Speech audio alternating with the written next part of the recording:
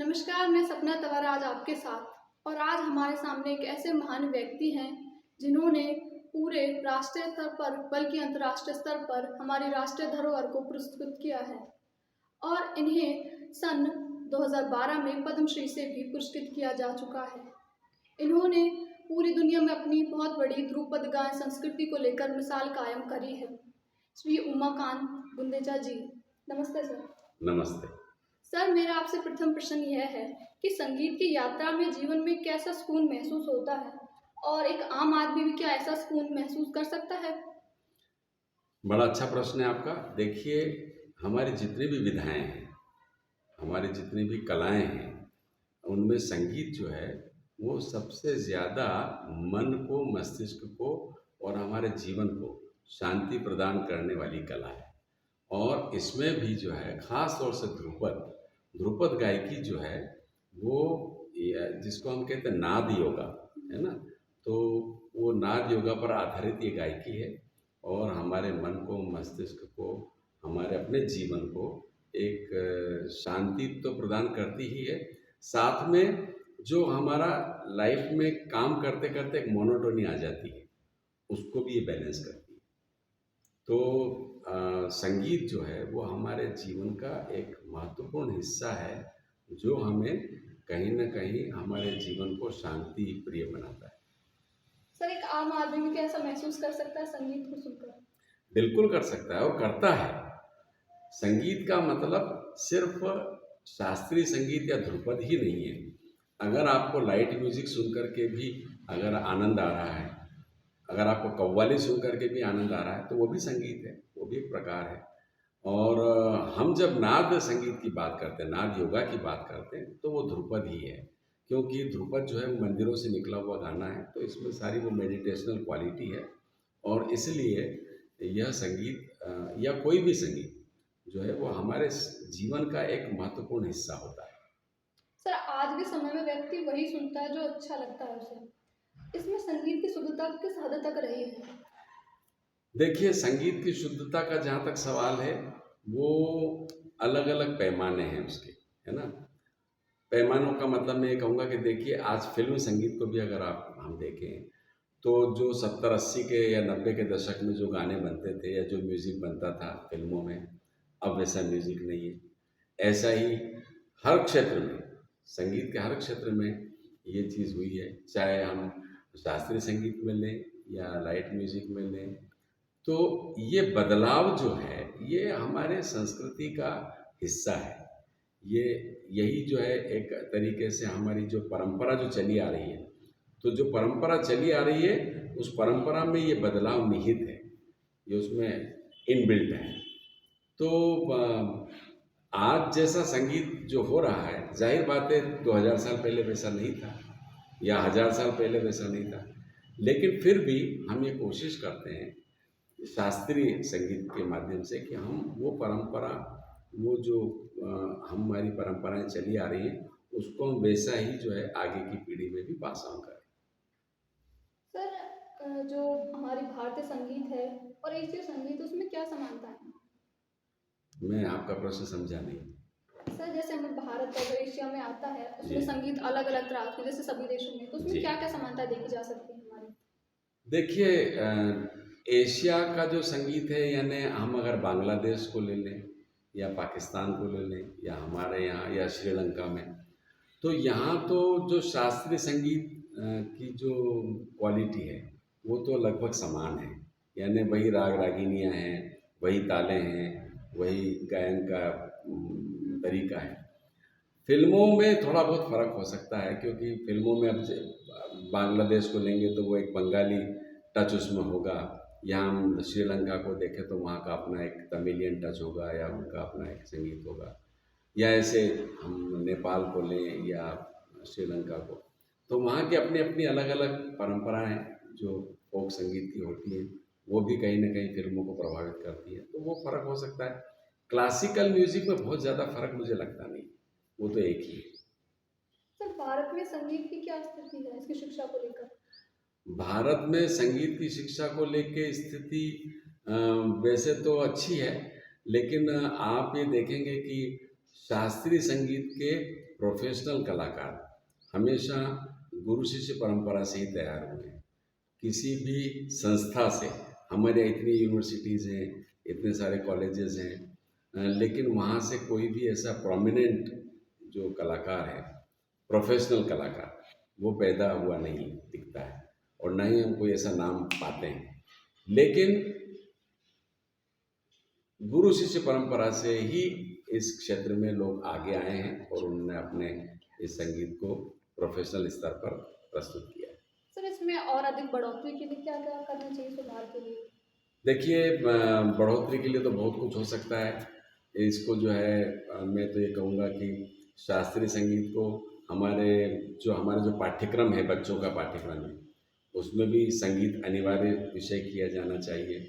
दूसरा, अधिक से अधिक इस क्षेत्र में स्कॉलरशिप दी जाए सरकार के द्वारा, ताकि बच्चों में प्रोत्साहन हो। अधिक से अधिक स्कूल खोले जाएं, अच्छे स्कूल खोले जाएं, जहां पर कि विद्यार्थी जो है वो प्रोफेशनल संगीत की शिक्षा ले सकें। और गुरु शिष्य परंपरा से स्थापित जो गुरुकुल है, उनको भी बढ़ावा दिया जाना चाहिए, ताकि अधिक से अधिक मात्रा में हमारे यहाँ के बच्चे हमारे इस संस्कृति को देख, सुन और समझ सकें। सर, मध्य प्रदेश में क्या स्थिति है संगीत की? मध्य प्रदेश में शास्त्रीय संगीत की स्थिति बहुत अच्छी है। यहाँ पे हमारे यहाँ अगर हम ध्रुपद को देखें तो ध्रुपद यहीं से पैदा हुआ, मध्य प्रदेश से। आप जो तानसेन जी का नाम सुनती हैं, वो मध्य प्रदेश के थे, ग्वालियर के, है ना, और मध्य प्रदेश में रहे, यहाँ की उनकी पैदाइश है। तो ध्रुपद का बहुत बड़ा संबंध जो है वो मध्य प्रदेश से है। इसके अलावा अगर हम शास्त्रीय संगीत के ख्याल के घराने देखें तो दो बड़े घराने ख्याल के, एक ग्वालियर घराना और एक इंदौर घराना, वो ख्याल के हैं। मैहर घराना हमारा जो है वो सितार सरोद का है। तो ये मध्य प्रदेश में एक बहुत प्राचीन परंपरा चली आ रही है, जो अलग अलग घरानों के माध्यम से युवाओं में वो आगे जा रही है। सर, संगीत का प्रयोग क्या हम अपने स्वास्थ्य को लेकर, पर्यावरण को लेकर भी कर सकते हैं, फिर जोड़ सकते हैं उससे? बिल्कुल कर सकते हैं। ये आजकल नए नए प्रयोग हो रहे हैं इस मामले में कि कौन से राग और कौन सा संगीत जो है किस बीमारी के लिए उपयुक्त है, कारगर है। इसके प्रयास चल रहे हैं और काफ़ी कुछ हद तक कुछ लोगों को सफलता भी मिली है, और राग डिफाइन भी किए गए हैं कि इस राग से सिर दर्द दूर होता है, या इस राग से ब्लड प्रेशर दूर होता है, वगैरह वगैरह। तो संगीत तो एक ऐसी चीज़ है जो ख़ास तौर से मानसिक रोगों के लिए यह बहुत ही अच्छा और कारगर सिद्ध हो सकता है। सर, संगीत में जो हम सीखने की तरीका है, बार बार अध्ययन के साथ साथ इसमें ऑडियो और वीडियो का क्या महत्व है? जैसे हम ऑडियो देख के या फिर वीडियो देख के क्या सीख सकते हैं इसको? शास्त्रीय संगीत तो बिल्कुल नहीं सीख सकते। आप कुछ हद तक नकल कर सकते हैं, लेकिन अगर कायदे से अगर आपको सीखना है और अच्छे से उसकी गहराई से वाकिफ़ होना है, तो आपको अच्छे गुरु के पास जाना ही होगा, उसे सीखना ही होगा। और जब तक आप किसी अच्छे गुरु के सानिध्य में बैठ करके संगीत की शिक्षा नहीं लेंगे, आपको संगीत की वो बारीकियाँ जो है वो नहीं पता चलेंगी। मोटा माटी आप जो है वो यूट्यूब से यहाँ वहाँ से देख के सीख सकते हैं, लेकिन एक अच्छा गायक बनने के लिए किसी गुरु से सीखना बहुत अत्यावश्यक है। सर, क्या आपने प्रारंभ से ही, मतलब शुरुआत से ही सोचा था कि मैं संगीत जगत में अपना करियर सोचूंगा, अपना जीवन सोचूंगा? हम लोग संगीत तो बचपन से कर रहे थे, लेकिन जब मैंने बीएससी किया, बैचलर डिग्री साइंस से किया, तो बीएससी के बाद मैंने तय कर लिया था कि बल्कि हम दोनों भाइयों ने, मैंने और रमाकांत, मेरे छोटे भाई जो थे, हम दोनों ने ग्रेजुएशन के बाद ये तय कर लिया था कि संगीत में ही हम लोग अपना भविष्य बनाएंगे। सर, मतलब मैं जानना चाहती हूँ, आपके व्यक्तित्व में से कौन से व्यक्ति रहे जिनकी वजह से आप इतने काबिल हो, जो आप संगीत कला में इतने निपुण हुए?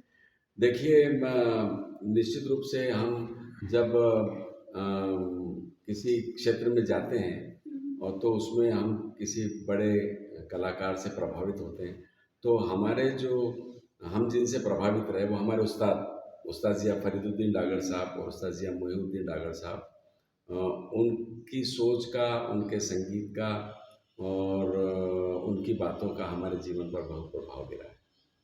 सर आपको पारिवारिक तौर से कुछ संगीत को लेकर बढ़ावा?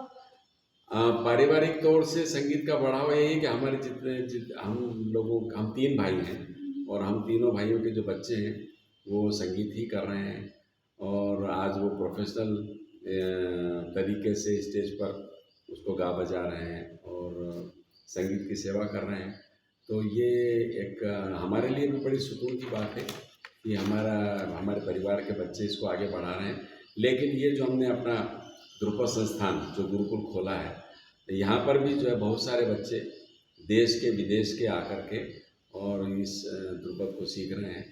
तो इस माध्यम से भी आगे बढ़ रहा है, शिष्यों के माध्यम से भी। सर आज की नई पीढ़ी को क्या ज्ञान उनके अमृत देना चाहेंगे जो उनका रुझान संगीत जगत में और बढ़े? देखिए, मैं एक बात ज़रूर कहना चाहता हूँ कि आप कुछ भी करें ज़िंदगी में, कैसा भी काम करें, जो भी आपकी रुचि है उसका अपने रुचि के अनुसार काम करें और जीविकोपार्जन के लिए जो भी आप करते हैं करते रहिए।